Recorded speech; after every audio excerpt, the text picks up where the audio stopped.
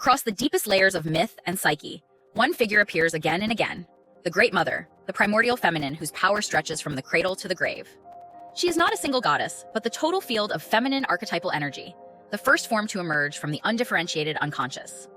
From this original unity, consciousness slowly separates the Great Mother into two fundamental forces, the elementary character and the transformative character.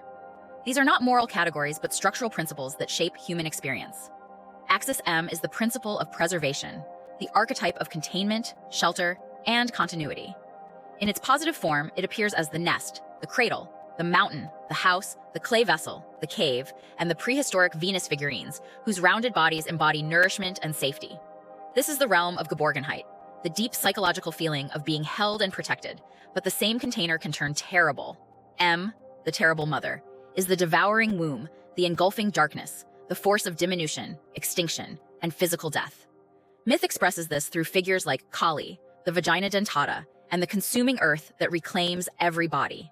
Here, the vessel becomes the coffin, the sarcophagus, the blood bowl, the place where life is swallowed back into the unconscious. Axis A, by contrast, is the principle of transformation, the psychic and spiritual force that pushes consciousness toward movement, change, and ascent. In its positive form, it manifests as vision, ecstasy, and feminine wisdom, culminating in Sophia, whose spirit remains rooted in matter, like the scent of a blossom anchored to the flower. This is transformation with the world, not away from it. But A also has a shadow. A is the realm of dissolution, poison, intoxication, and madness. Not the death of the body, but the death of the ego. Its figures are seductive and destabilizing. Lilith, Circe, the young witch who lures consciousness into regression and psychic fragmentation. Together, these four poles form the full spectrum of the archetypal feminine. They appear in global mythologies, from the Aztec Snake Woman to the Greek Moirai and Norns, who weave the thread of fate, to the mill that grinds both grain and souls, symbolizing nourishment and endless recurrence. Even in later patriarchal traditions, the Great Mother's structure persists. The Pietà, with Mary holding the dead Christ, mirrors the prehistoric urn that holds both infant and corpse. The Vierge ouvrante, opening to reveal the divine within, reasserts the feminine vessel as the container of spiritual reality.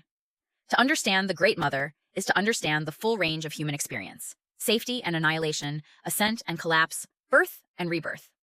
She is the totality we emerge from, the force we struggle with, and the ground we return to. And the question she leaves us with is this: which of her four faces is shaping your inner life today? And which one are you unconsciously resisting?